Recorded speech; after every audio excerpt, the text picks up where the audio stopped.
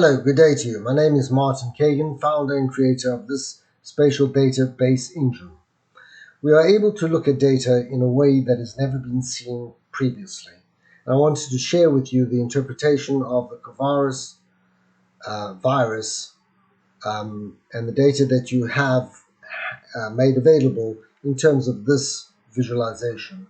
So without wasting much time, this is a private YouTube video addressed to you, Professor Lauren Gardner. I apologize addressing you directly, but I spoke to Professor Gabadi, who suggested I prepare something that I could share. I'm away for the next week, but I thought I would prepare this in advance thereof. So quite simply, you have a thorough knowledge of the subject matter. I am fairly expert at visualization of numerical calibration of numbers, and that is the overlap and which I wish to make available to yourselves for your information. So you have provided a ambit on GridHub of the latest data, which I've taken and absorbed into a data schedule, much like an Excel with an index structure.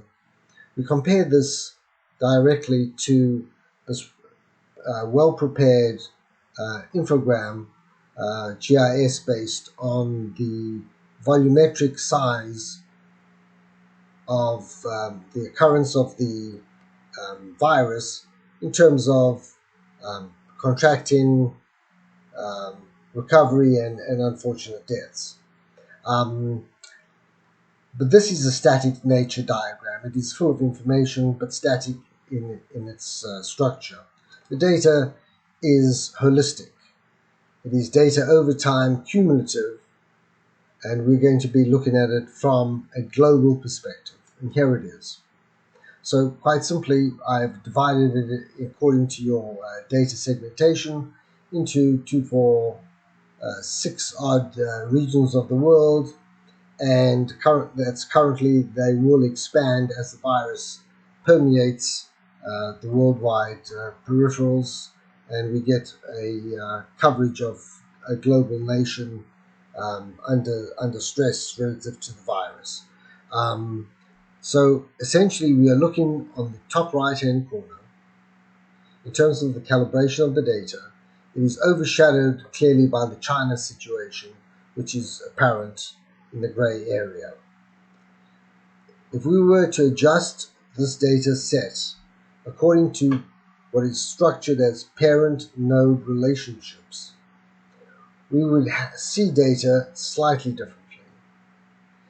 To the left is the data set to parent level, as you can see here, and that is purely to show the growth of the virus at the parent, which is essentially the regional level, and the growth relative to the regional level.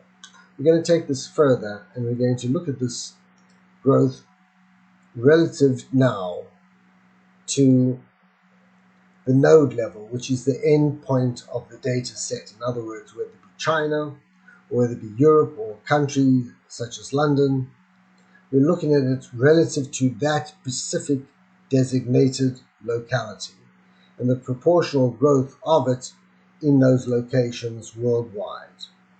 For purposes of this discussion, I'll focus the discussion clearly on China and the 39 provinces other than the Hulai province, in which the data swamps all other proportional value of data throughout the data set. So removing it initially, merely for purposes of exploration of the data, I thought to be expedient, and this is what it produces. So at a parent level relative to these 39 areas within China, the growth of the virus can be seen in this dramatic representation of each of the areas, as you can read them through yourself, and you know them best than I can even pronounce them. But this is the general trend of the cumulative effect of that data. Now, interestingly, on the right-hand side is the same data, but set to node level, final point, at the locational position of the data, each province in other words. And this is what the data looks like relative to the growth at each province level. I thought that this would be of certain interest to yourselves in terms of the exponential growth of the virus, which you're familiar with according to the data set that I can look at in 2 seconds. This one over here, I can assess that growth line right there. But it is clearer to look at it per segment and see the underlying features of that data set itself. Taking this data and creating one further permutation to it, and looking at this data from a delta standpoint rather than cumulative, provides a very interesting ensemble of information, which I wish to bring to your attention. Here we have on the right-hand side the delta difference at the parent level. There's a big distinction, but as you can see, there seems to be a consistent cresting effect at the parent orientation level at about the middle of February, that's the 14th of February, and it seems to taper off. There was a high point relative to the data accumulated at that specific point in time consistently for a number of these provinces throughout China.